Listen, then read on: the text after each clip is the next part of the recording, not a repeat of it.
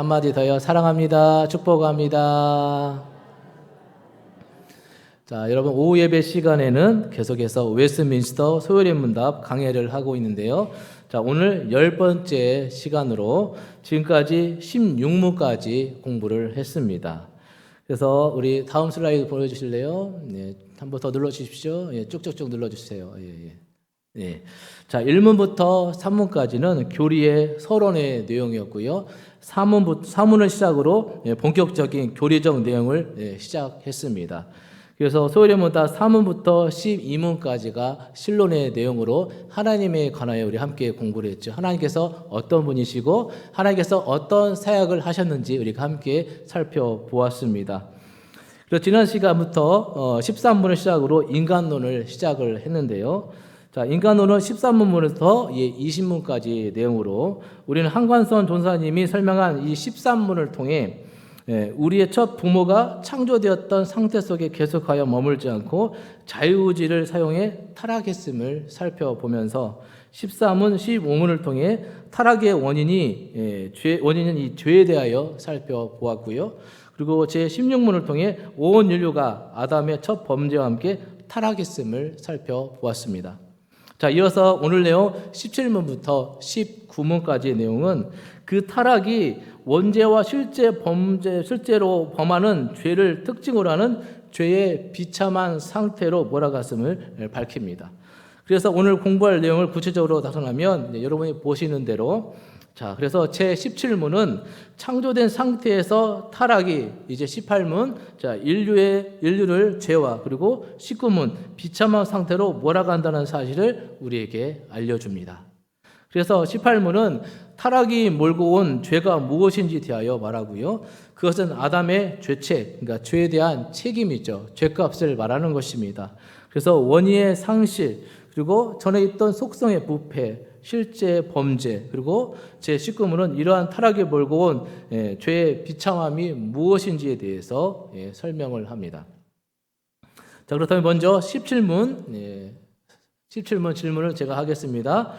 그 타락은 인류를 어떤 상태로 몰아갔습니까? 정답이 무엇입니까? 그 타락은 인류를 죄와 비참한 상태로 몰아갔습니다. 그 다음 슬라이드 18문요. 18문 질문합니다. 사람이 타락해 들어간 죄악됨은 어떻게 되어 있습니까? 정답은요.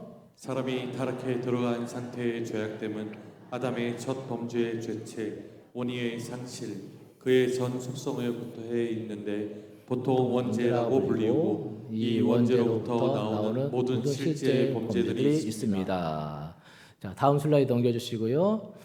자, 그래서 이 17문, 18문을 통해 타락이 몰고 온 죄가 무엇인지 지금부터 살펴보도록 하겠습니다. 여러분, 우리나라 법정에서 감옥을 교도소라고 지칭을 합니다.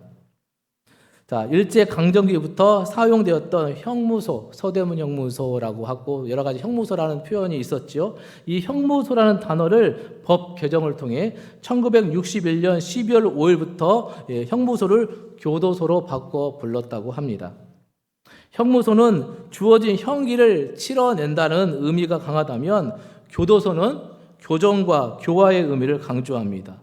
형무소는 죄책만 고려한다면 교도소는 죄책뿐만 아니라 죄로 인한 부패까지 고려한 단어입니다. 하지만 범죄자들은 교도소를 은어로 학교나 대학으로 표현을 한다고 합니다. 교도소에서 오히려 다양한 범죄 기법과 법망을 피하는 방법을 배우기 때문에 교도소는 단지 죄책을 치를 뿐만 아니라 죄의 부패도 제거해야 하는 곳이 있는데 오히려 범죄자를 양성하는 곳이 되어버린 것이죠. 따라서 죄를 지어 교도소에 들어가면서도 부끄러워하지 않은 사람들이 요사이 부쩍 늘어났다고 합니다. 큰 죄를 지은 사람들도 수치감을 느끼기보다 그에 상응하는 죄값을 치르는 것은 당연한 것이고 죄를 지은 것을 부끄러워하며 회개하는 것이 인간의 도리가 아니겠습니까? 죄의 부패를 제거하려는 노력 없이 죄값을 치르는 것만으로 부족하다라는 것이죠. 여러분, 사람이 죄를 범하면 두 가지 결과가 발생합니다. 자, 첫째는 그 죄에 대한 죄책이고요. 죄의 책임을 물어야 합니다. 둘째는 그 죄로 인한 부패입니다. 그래서 죄를 지은 범죄는 징역형이나 벌금형으로 그에 상관한 죄값을 치러야 하고 죄로 인한 부패를 제거하고 바른 사람이 되기 위해 노력하는 시간을 가져야 하는 것입니다. 반성과 회개의 과정이 없으면 똑같은 죄를 다시 범할 가능성이 커지기 때문입니다. 자, 인류의 조상 아담이 최초로 지은 죄도 당연히 죄책과 부패를 불러왔습니다. 죄의 결과로 아담이 죄를 짓기 전에 가졌던 원래의 의로움은 당연히 사라지게 되었고, 즉 아담의 죄는 죄책과 원의의 상실과 전에 있던 속성의 부패를 가져오게 된 것이고, 이것이 바로 원죄인 것입니다. 자, 그리고 타락으로 사람의 전에 있던 속성이 부패했다고 했는데, 이 말은 사람이 지닌 모든 속성이 부패하여 죄를 안 지는 것이 불가능하고 온전히 거룩함이 어디에도 없다는 뜻입니다. 인류 전체를 대표하는 아담은 하나님의 형상으로 만들어졌으나 죄로 인해 하나님의 형상이 부패했습니다. 그리고 그래서 지식과 의와 거룩함이 손상을 입게 된 것이죠. 이는 다른 말로 지정의가 오염됐다라고 할 수 있고 영혼이 부패했다라고 할 수 있습니다. 죄의 결과 지정의를 비롯한 인간의 모든 기능이 부패하고 육체의 모든 능력이 이제 무능해졌다는 사실입니다. 그러나 여러분, 사람이 전에 있던 속성이 부패했다고 해서 사람이 착한 일을 전혀 할 수 없다는 뜻은 아닙니다. 실제로 우리 주변을 보면 착한 일을 하는 개인들이 있고 사회에는 자선과 베품과 질서라는 선이 존재합니다. 자, 이러한 선행과 배려와 희생이 없다면 가정과 사회는 유지될 수 없을 것입니다. 자, 그런데요, 전에 있던 속성이 부패했다는 것은 그런 개인적 선행과 사회적 선행까지도 모두가 다 오염이 됐다는 것입니다. 사람들은 절대적으로 순수한 의미의 착한 일을 이제는 할 수 없습니다. 칭찬이나 심리적 만족, 공동선 등의 어떤 유익이 없다면 착한 일을 도모할 사람이 있을까요? 사람은 철저하게 자기중심적이고 사람들의 지향성과 관심은 철저하게 이기적입니다. 따라서 하나님의 사람과 진리만 바라보며 온전히 행하는 선은 없고 사람의 행위와 정세는 모두 결함이 있다라고 말할 수 있겠습니다. 아담과 함께 죄를 지은 온 인류는 아담이 지은 죄의 죄책과 그로 인한 부패를 이어받았습니다. 아담이 죄를 지은 후에 후손들은 이제 죄인으로 태어나 죄를 지면서 인생을 살아갑니다. 우리는 모두 태어날 때부터 부패로 인한 죄인으로 태어납니다. 그래서 죄인이기 때문에 당연히 죄를 짓습니다. 이것이 바로 앞에서 설명한 원죄인 것입니다. 여러분, 유교 사상 중에 성선설과 성악설이 있습니다. 성선설은 맹자의 주장으로 사람의 본성이 근본적으로 선하다는 주장이고, 성악설은 순자의 주장으로 사람이 타고난 본성이 악하다는 주장입니다. 맹자는 도덕성을 사람의 본성으로 보았고, 순자는 정감과 욕구와 같은 자연성을 본성으로 본 것입니다. 그래서 맹자는 사람의 본성이 하늘에서 선하게 주어졌다고 여기기 때문에 하늘과 사람이 하나다. 그래서 천인 합일 사상을 주장했고요. 순자는 하늘과 사람은 서로 나뉜다는 천인 상분의 입장에서 사람의 본성은 후천적으로 교육과 경험을 통해 교화되어야 한다고 주장을 했습니다. 자, 그렇다면 우리 기독교의 입장은 어떠할까요? 로마서 3장 9절부터 18절, 좀 길지만 자, 우리 한 절씩 교독해 보도록 하겠습니다. 이것이 바로 인간의 실존인데요. 자, 9절부터 18절까지 한 절씩 교독합니다. 그러면 어떠하냐? 우리는 나으냐? 결코 아니라. 유대인이나 헬라인이나 다 죄 아래 있다고 우리가 이미 선언하였느니라. 기록된 바 의인은 없나니 하나도 없으며 깨닫는 자도 없고 하나님을 찾는 자도 없고 다 치우쳐 함께 무익하게 되고 선을 행하는 자는 하나도 없도다. 그들의 목구멍은 열린 무덤이요 그 혀로는 속임을 일삼으며 그 입술에는 독사의 독이 있고 그 입에는 저주와 악독이 가득하고 그 발은 피를 흘리는 데 빠른지라. 파멸과 고생이 그 길에 있어 평강의 길을 알지 못하고 같이 읽습니다. 그들의 눈앞에 하나님을 두려움이 없느니라 함과 같으니라. 자, 이것이 사도 바울이 말한 우리 인간의 실존입니다. 우리 입장에서는 자, 어디에 성성설입니까? 성악설입니까? 네? 성악설에 가깝죠.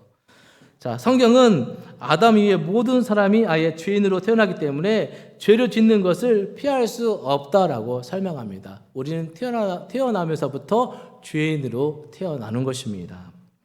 성경은 이처럼 부패한 사람의 속성을 교육이나 설득, 감시, 억압을 통해서도 통제할 수 없다고 보는 것입니다. 그래서 사람들이 모여있는 모든 곳에는 늘 갈등과 싸움과 시기와 질투와 전쟁이 있기 마련입니다. 여러분, 우리는 우리 자신에 대해 낙관해서는 안 될 것입니다. 저 착하게 살았는데요? 아니요. 우리는 태생부터 악한 사람들입니다.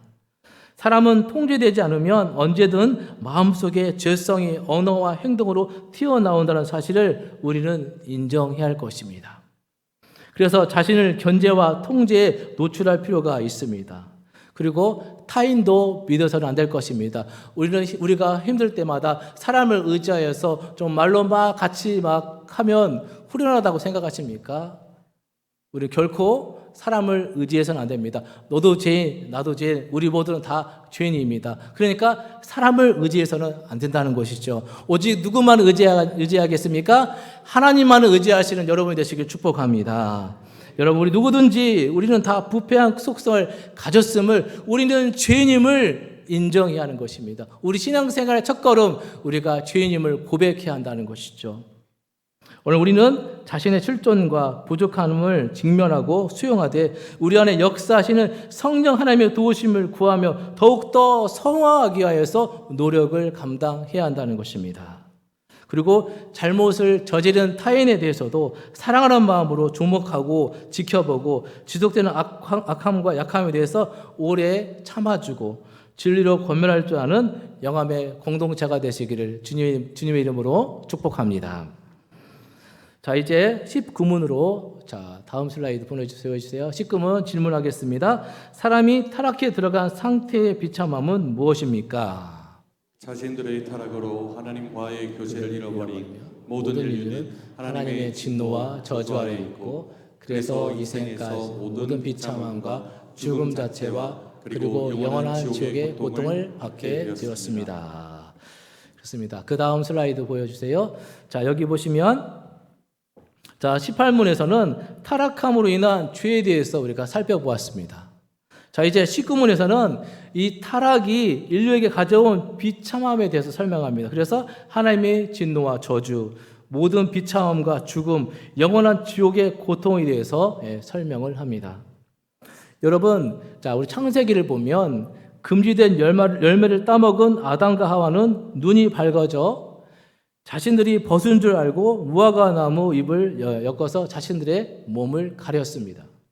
자, 눈이 밝아졌다는 것은 부정적인 의미로 아무 문제가 되지 않던 일들에 대해서 열등감과 부끄러움과 분노 등을 느끼게 되었다는 말입니다.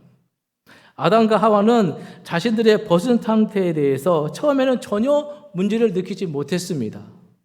그러나 자신에 대한 과도한 관심과 애착 때문에 부끄러움과 치욕을 느끼게 되자 치마를 만들어서 위장함으로 자신들을 미화시켰다는 것입니다.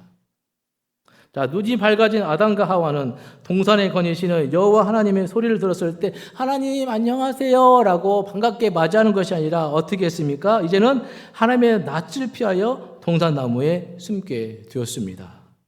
두려움 속에서 하나님의 사랑과 진리의 하나님을 피하게 된 것이죠. 여러분, 이것이 바로 죽음인 것입니다.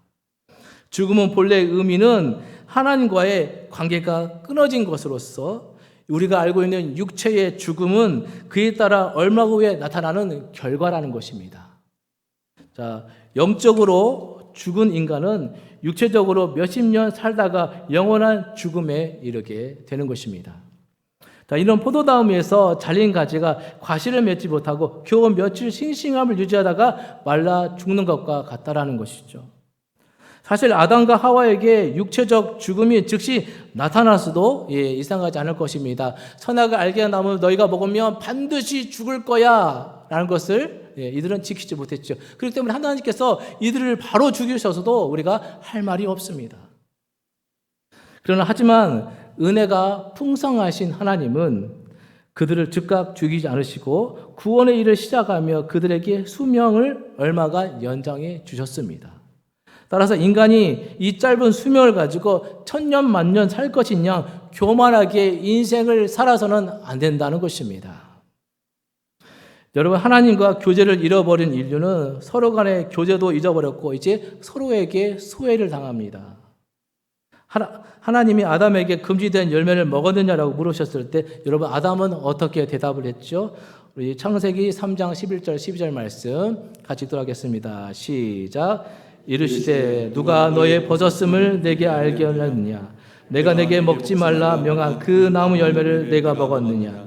아담이 이르되 하나님이 주셔서 나와 함께 하신 여자 그가 그 나무 열매를 내게 주므로 내가 먹었나이다. 자, 이렇게 아담이 변명하고 있죠. 책임을 하나님과 여자에게 떠넘긴 것입니다. 남편과 아내는 둘이 연합하여서 한 몸을 이루는 관계였는데 이제 분리가 되고 말았다는 것이죠. 자, 그렇다면 또 하와는 어떻게 대답합니까? 창세기 3장 13절 말씀 시작. 여호와 하나님이 여자에게 이르시되 내가 어찌하여 이렇게 하였느냐? 여자가 이르되 뱀이 나를 꿰므로 내가 먹었나이다. 하와도 변명합니다. 하와도 변명하여 뱀에게 책임을 떠넘기고 있죠. 여러분, 물론 뱀이 하와를 교묘하게 꿰은 것은 사실입니다. 하지만 궁극적으로는 하와 자신이 결정하고 먹은 것이므로 자기 죄를 인정해야 옳은 것입니다. 아담과 하와의 변명은 상황적으로는 맞습니다. 하지만 본질에서는 책임을 교묘하게 떠넘기는 비겁한 행위라는 것이죠. 이처럼 아담과 하와가 죄를 짓자마자 지식과 의와 거룩함으로 대표되는 하나님의 형상은 깨어지게 되고 인간은 하나님을 두려워하게 되고 죽음이 찾아오게 된 것입니다. 자, 하나님은 이제 여자에게 진노하시죠. 우리 창세기 3장 16절 말씀 시작. 또 여자에게 이르시되 내가 내게 임신하는 고통을 크게 더하리니 내가 수고하고 자식을 낳을 것이며 너는 남편을 원하고 남편은 너를 다스릴 것이니라 하시고. 자, 여자는 남편을 원하는데 남편은 여자를 원함을 들어주지 않고 여자를 다스리려고 합니다. 보통 남편과 아내는 이러한 원함과 다스림의 욕구 속에서 끊이지 않고 이제 갈등을 겪게 되었다는 것이죠. 남녀가 서로 사랑하여 연애하고 결혼하지만 하나님이 그 안에 없으면 결혼 생활은 자기 주장과 지배욕에 휩쓸려갈 위험이 도사리고 있다는 것입니다. 이것이 다 우리의 죄로 인해 시작된 것이죠. 하나님은 아담에게도 저주합니다. 창세기 3장 17절부터 19절 말씀, 제가 17절 읽고 여러분 18절 읽습니다. 아담에게 이르시되 내가 네 아내의 말을 듣고 내가 내게 먹지 말라 한 나무의 열매를 먹었은즉 땅은 너로 말미암아 저주를 받고 너는 내 평생에 수고하여야 그 소산을 먹으리라. 18절이요. 땅이 내게 가시덤불과 엉겅퀴를 낼 것이라.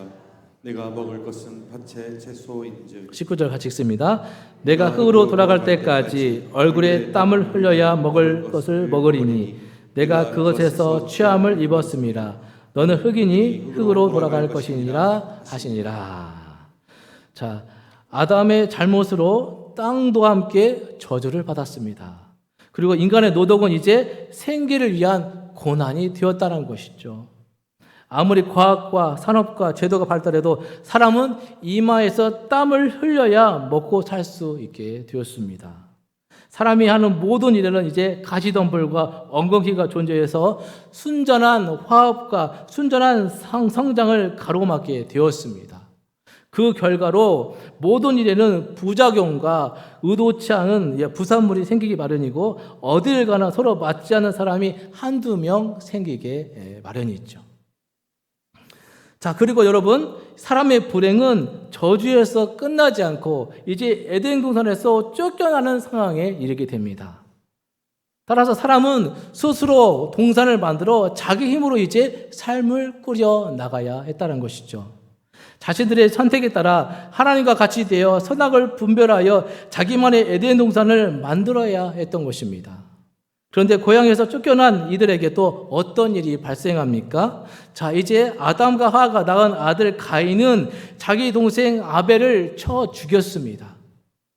가인은 자신의 재산은 받아들이지 않고 동생 아벨의 재산만 받아들이자 시기심이 일었고 몹시 분노하여서 죄를 다스리지 못한 것입니다.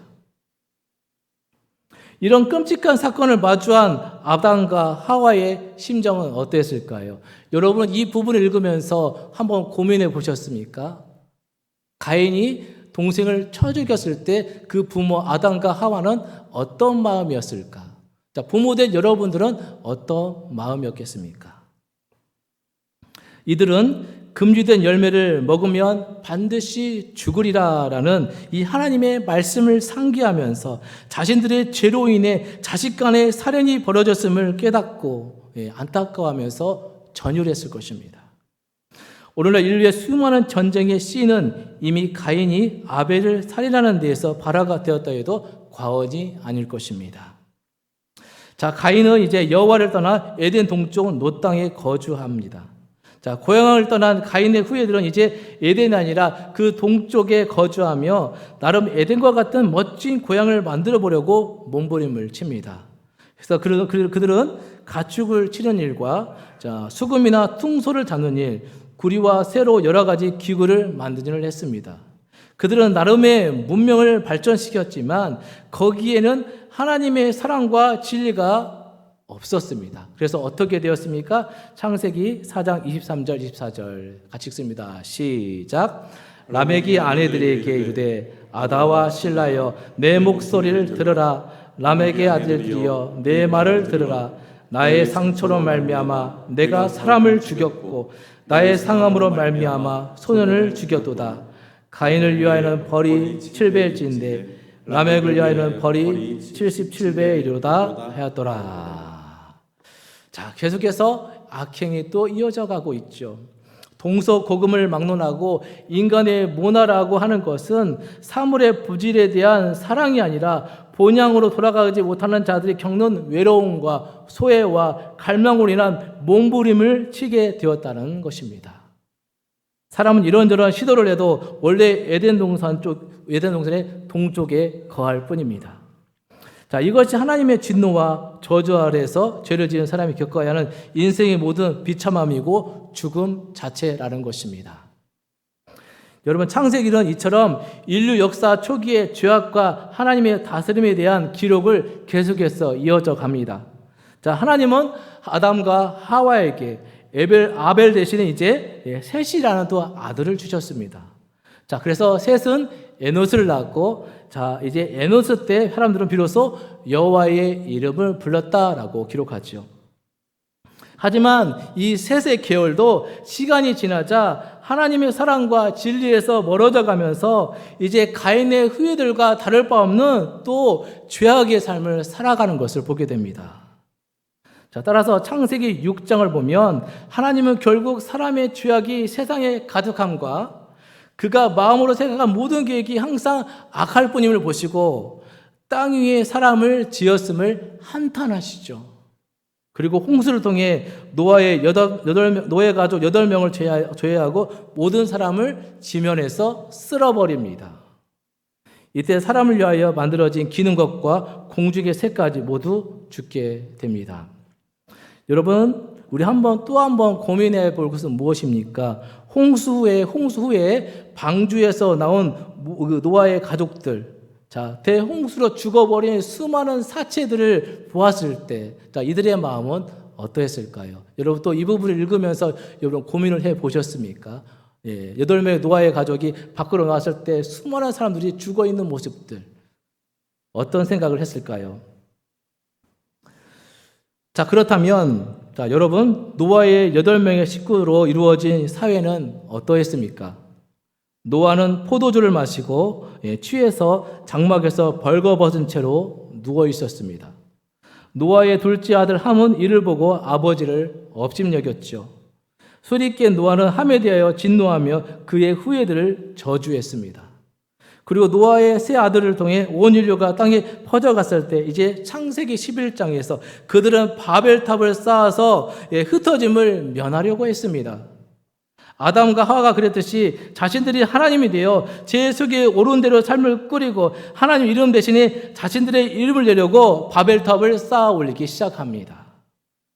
그들은 진정 의미에서 서로가 하나가 되려고 모인 것이 아니라 우리 인류 역사에 등장한 수많은 국가의 연합체처럼 사람을 위한, 사람에 의한 사람의 정부를 그리고 기구를 창설하기 위해서 모인 것이죠.